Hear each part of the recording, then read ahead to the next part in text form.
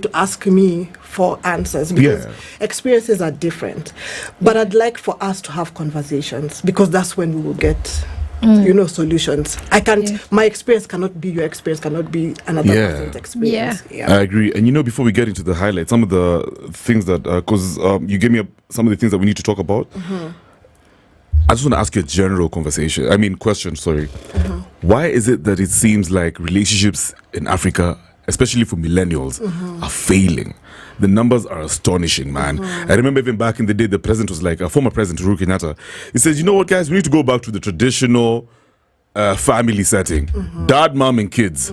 There's too many single-parent families around. It's not a bad thing, but it's just an observation. What's going down? It's a bad thing. Let's not pretend. Oh, it is? It is a bad thing. It's hard. It's not what was intended. It's not easy. For sure. When you see us right now healed, and I use healed like almost loosely because healing is a process. So when you see us now being able to talk, doesn't mean that it was easy. It was hard. It was mad hard. It's death almost. Getting divorced is not easy. You lose a part of yourself. No one gets into a marriage wanting to get out. I agree. But my observation, what has changed now, we have so many single parent households. There are men looking after children, and there are women looking after children. I think going back to what was before, I think we lost a lot of our culture, a lot of our belief system, a lot of our principles, and we are trying to be things that we don't understand. We look so much to the West for solutions for problems that have nothing to do with them.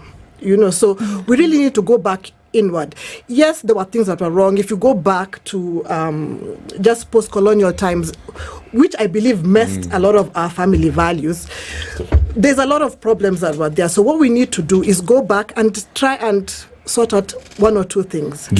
Sorting out those things doesn't mean that we look to the West. Sorting out those things doesn't mean picking everything, what Ford family is like for the West. It should be homegrown. A lot of us don't even know who we are. I had a conversation with somebody yesterday who was in, this story that everybody has. What do you bring to the table? What do you bring to the table? Everybody wants something to the table. It's such a weird question. Some people are just like, I am the table. That's what ladies are saying nowadays. And ladies are not the table. We don't have a table to bring. Let's just leave the table out of it. We should now realize what it is that we want, where we are saying it's not a competition. It really needs to stop being a competition. If we are friends, because a platonic friendship, you never ask your friend, what do you bring to the table? Just like, let's go and have coffee. Yeah, you enjoy it. Let's sit down and then I'm going through this, you're going through that, what can I do? What? It should just stop being a competition. But you see, because of all these things that we've borrowed, everybody's trying to show muscle. I don't know what we're trying to fight over. I don't know what trophy we are waiting for. Is it a generational thing, Amma? It's just in this day and age, everyone, we're living in a global village, I guess. And so we borrow from different cultures, especially from the West. But Africans are the ones who are always borrowing. When you look at the Asians, they don't take anything from us. So what is it about us that we always want something from out there? When we had things that worked, yes, there were things that also didn't work. Let go of the things that don't work. Tweak it here, there, whatever. Does it feel good? Okay, it feels good. Let's move on. But it's only African culture that was left at colonialism. Every other culture moved. The Indians moved with their whatever. The Chinese, the Asians, whatever, moved with their culture. But Africans, we stopped. And then we were told now we're trying to pick something that doesn't even work. So we're picking that, trying to be this from these people. It doesn't work. And then we still have the influence from our parents.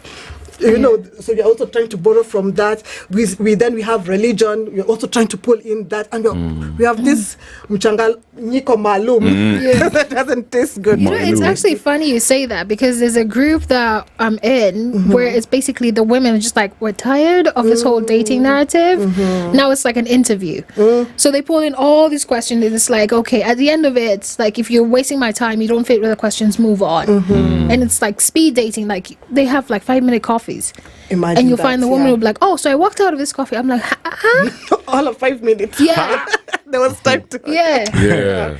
And you find it's the weirdest things, you know. It's like the guy said, "Oh, you know, I can't cut my child's hair, or I'm not ready for kids," and I'm like, "Okay, you want to have kids now, or you like, you know, growing that whole process?" But actually, in relation to that, maybe it's because our parents didn't give us like a rule book on how to go about marriages. Because most of us are freestyling.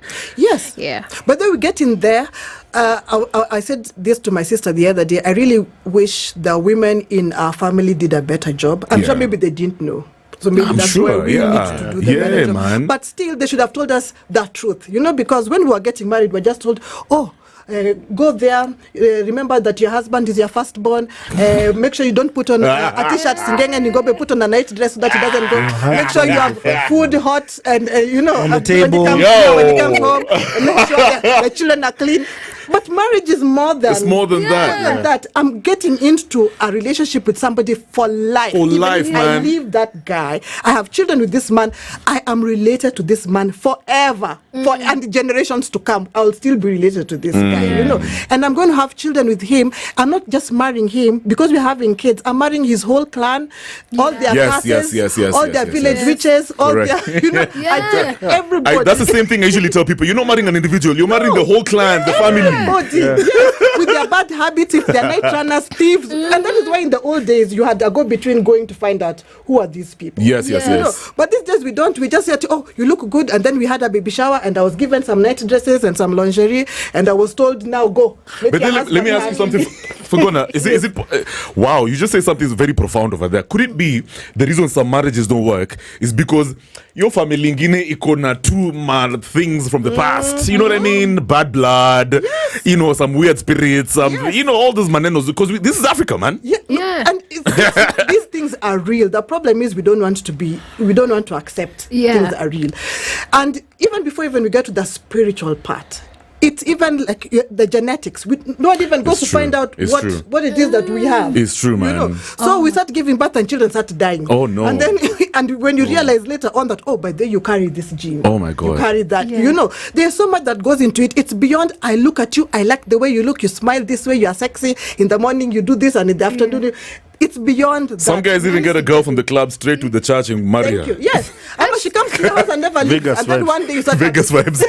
No, actually, speaking of genetics, like there's a story where these guys were on the altar and they were told by their old grandma, who, by the way, they didn't invite. That's your cousin right there. Yes. And I'm like, yes. Yeah, man. What? So let's talk about the highlights of the book, because I feel like everyone has to read this book. And we're talking about owning up to your part in a failed relationship. Yes. You're saying victimhood is actually played out. What does that mean?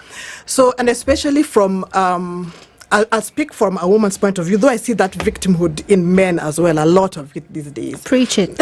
You know, because they're always whining, and people can whine till you want to scream. What? But owning your part... Jose is not convinced. Hey, some shots are being. No, can you go on Twitter and find out how you can tell the men It's true. Like, He's about They're to very convict effeminate. him. yes. Men are I agree. This one, there's a way Kaligongewa who used this. You know, that Sure, may I? Yeah. But owning your part in a relationship, in the failed relationship, actually gives you power.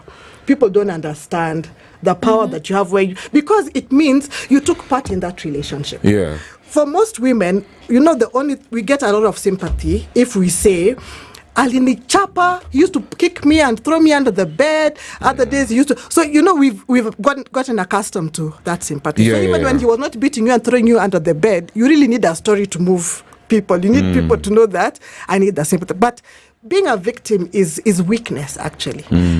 You are a partner in that relationship, and there's no way relationship goes wrong. Even when you did nothing, own that doing nothing, because you allowed somebody to walk all over you. Yeah. So own your part in the relationship. It'll give you power. Even then, in your next relationship, you don't go in as a victim. It's true. You know, there's some people whose whole brand is, I was left by my husband, my wife cheated on me. I know, man. My brother slept with my wife, my sister did. You know, that's their whole. It's true. So you can get, you know, it's almost as if you want people to love you because of your problems. Thank you. So that they can honor for you, Ruma. And then, I call it mercy love. They show you mercy and love. That's a very strange type of love, man. It's toxic. Which brings me to the question now, because I've met many people who carry, let's call them baggages from previous relationships. They come into the new relationship with so many issues. Yeah. Now you become more of a therapist than a boyfriend. Thank you. Trying to solve issues here and there every single day, man. And you're working on eggshells. And then the pity party thing, which I've also seen you've written in your book. Now,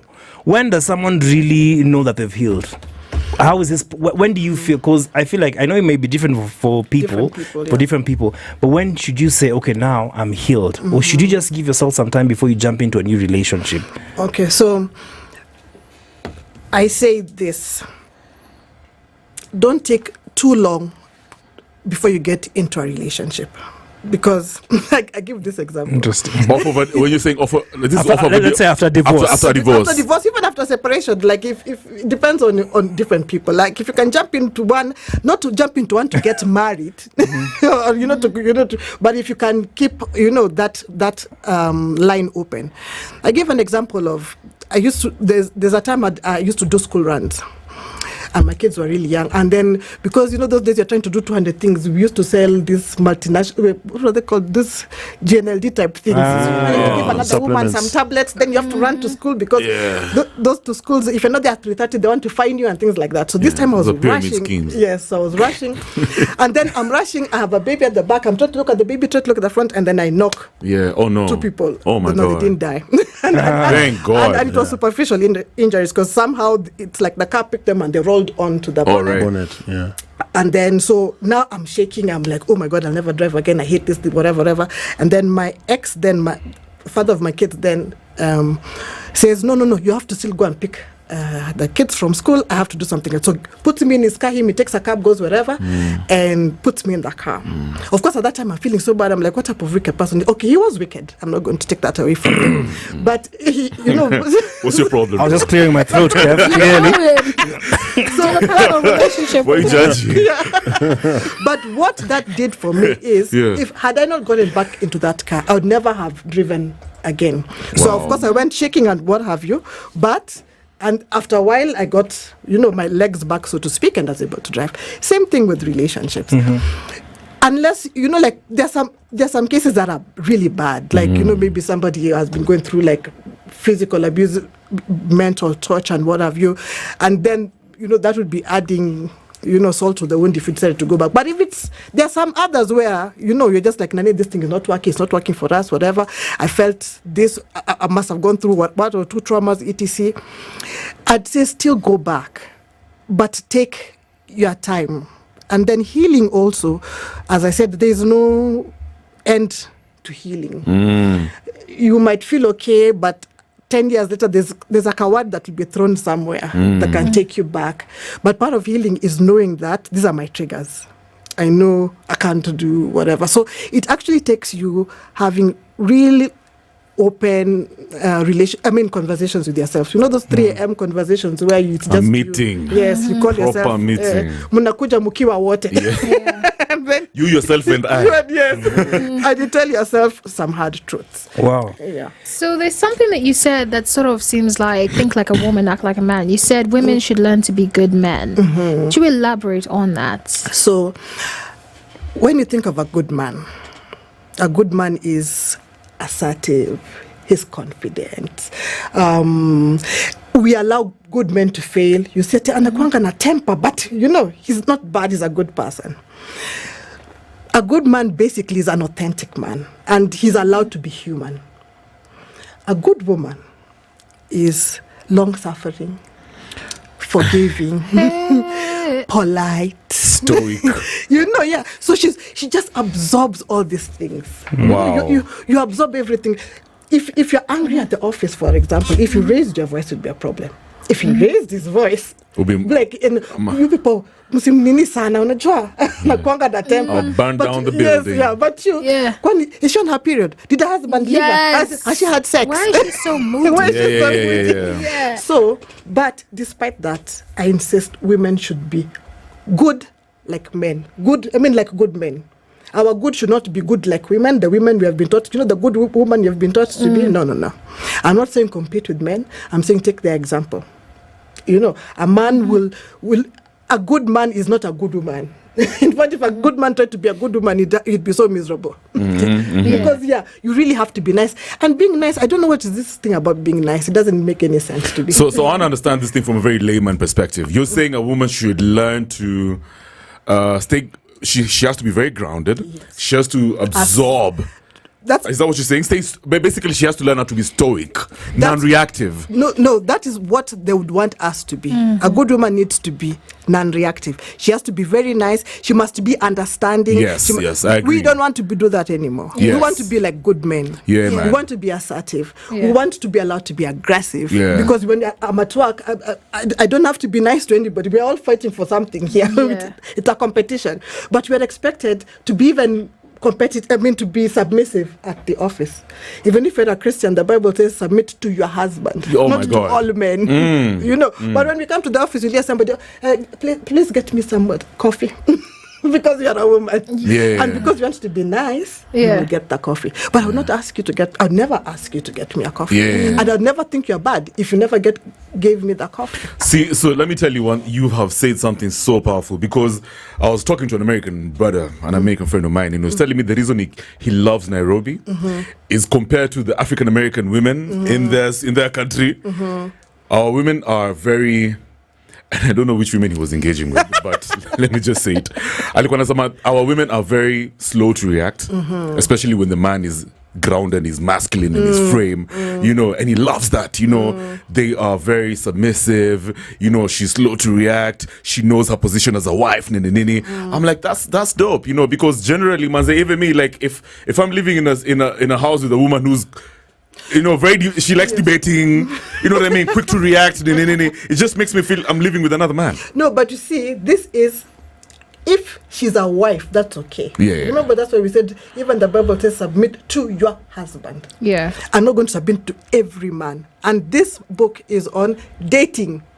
You see, the problem again, why I insist on women to be assertive, to be, to speak their mind when they are dating, and especially divorced women, is because we've been conditioned by society that a divorced woman somehow loses her value. You've had the conversation. They usually start, a valuable woman, quote unquote, is 18 to like 23. By the time she's 25, it started dipping. She gets to 30, she doesn't have a husband, it's going lower. The value goes lower. If she doesn't have a husband and she has children, it's even now. It's worse. Yeah. She's at the bottom of the pyramid. Yes. She gets to 40, she doesn't have a husband because she's divorced and she has children. It's like, oh my God, there's no hope for you. Okay. Yeah. But so now what that does for women is, then you want to be a wife to everyone because you're trying to show you are... I'm good. Pick me, I'm good. And it doesn't work that way, because then what happens is people take advantage of you. Yeah. So you'd rather be who you are. Be your authentic self. Yes. And attract the person for you. Okay. You'd rather be in a good relationship for 3 years, because people say, what time is going, you're getting old, you'll die or you'll be senile. It's okay. I'd rather 3 years of a good relationship than have 20 years of hell. All right, let's keep it moving. So the second lesson over here is ignorance is not a defense. Make sure you can tell the difference between being a carnivore. The difference between a carnivore and red flags. What does that mean? So, I don't know that we don't have those. We used to call them merry-go-rounds or fanfares. And the way fanfares always have flags. And because it's happy flags.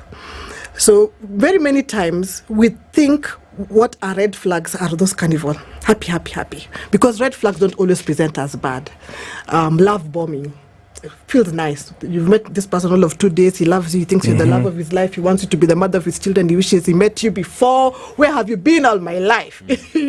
So you're thinking this man really loves you. It's love bombing. But all this time, he's baiting you. So you really need to figure out what this person is saying. Sometimes it's also that future faking. I'm going to take you where, I'm going to do this in Zanzibar, I'm going to do this, whatever. So he keeps you waiting for these promises that never come. He's busy cheating you. That my last girlfriend, I bought her a house of 2 million and then I gave her this. For me, money is nothing. There's nothing. But you've been kept there with the hope that some good thing is going to happen there. So red flags are not always he's rude to you the minute you see see him. Yeah. Red flags sometimes present as carnival flags at the carnival. You're thinking, oh, You've been masked. yes, I'm happy. Kisses for breakfast. Yo, that's Yes. crazy. You've been flowers for masked. lunch. I'm sending a car over to pick Yes, you to at pick 4 you up. after Jesus. work. Yes. Bruh. Bruh.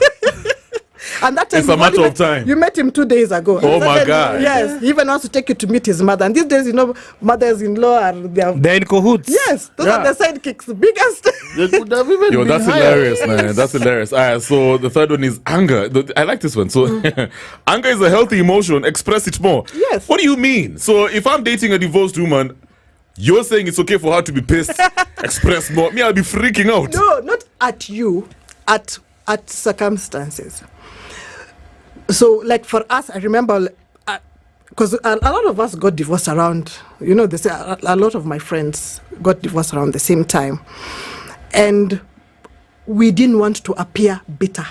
The bitter baby mama, the bitter, The bitter black woman. Just put it like that. So you were always trying to pretend it's not so bad, but it was hurting like a mother. Okay, It was, but you are pretending it's not so bad, and then people tell you stupid things like God is going to punish him.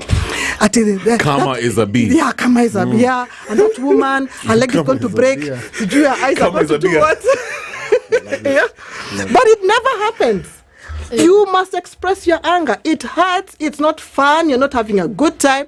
And you can express it. You're allowed to be angry. Yeah. Why is it that anger is a bad emotion when it's for women, but when men are angry, it's not a bad emotion? Yeah. So, and then people say, because when I get angry, I'm emotional. But when a man gets angry, he's not emotional. And it's an emotion. So we are all emotional beings. I actually like Express that your you anger. said that because like one of my family members, when they got divorced, literally took all the wedding sets, the gifts that you get for weddings, and we gave them to her, and she just started breaking them one by one. Yes. So that's a good thing. Yes. Yeah. You must release it. And If Wow. you- it's all gone. Burn it out. Listen, there are actually studies that Thrift say, shop, man. there's actually studies that say women who keep in their emotions That's true. get sick. I So agree, it's I agree, autoimmune yeah. diseases, it's, all these Yeah. other diseases. Yeah. It comes from that, keeping that Okay, anger. from that perspective, it makes yeah. sense. So take your plates and break them. We're not Yeah. saying go and shoot anybody. Don't shoot people No. kindly. Don't throw them over balconies. Yeah. Don't stab them. I know most guys don't relate, Yes, but yes. I feel what you're saying. It actually makes sense. You can't suppress your emotions for too can't. long. You can't. You're going to get sick. So now, so that people can say you are a good person now that you're in the box. After you've died of a heart attack, you had a High blood stroke, pressure. whatever. Yeah. Just go to the room, cry. Now leave the Yeah. plates. They'll help us. man. Why is Leave expensive plates. Just cry for 2 days. It's fine. Even when you get out of a relationship, like you're not married, like do something to get out of it. Like they may have bought you some stuff. If it reminds you of them, burn Tell it. them, yes. Hey. Do what you Yeah. must. There's thrift shops in this town, man. I No, threw do away what my you engagement. must. I was like, Yeah. whoop. Yes. Would a woman throw away an engagement ring worth Yes. 250,000 shillings? They're going to Throw it in the lake. With all diamonds and all. No, these days they don't give us. the hell's Did my they give ring? 250,000? Someone- No, Yeah, people. There's some people who spend a lot of money on engagement rings. Yeah. So I'm just curious, as you're breaking those plates, are you also going to throw this No, ring? but if you can smelt it and make something else out That's of it, true. why Yeah. not? No, but now that's I like that one. All right, let's keep it moving, guys. Mine's Because in the Indian Ocean, Yeah. so whatever. all right, so Stephanie asked you about women trying to be as whether women should try as much as possible to be good men. But now I want to jump into the fifth lesson, which is contrary to popular belief, self-sacrificing women are not good. They're insufferable and full of resentment. Yes. So self-sacrificing is, she's sacrificing her happiness for you. Yes. She's sacrificing her social life. Yes. Her dreams, Her dreams. career, everything. Yeah. And then you're like, oh man, this shorty loves me, bro. She just wants to chill with me the whole time, bro. Da-da-da. She's a dangerous woman. Dangerous. Give her Explain a that. few minutes. You just do something wrong, and then she will start. I did all this for you. I gave you my life. Exactly. I gave you my time. I gave it to you. I love this. You go to bed. Yeah. You go to bed and she's watching you sleep. She's like, yeah, sleep. That's my sweat right there. Yes. Oh, it will be so horrible for you. It'll be hell. It'll be nice the first few days. But after a while, that's all you'll be hearing. You're late.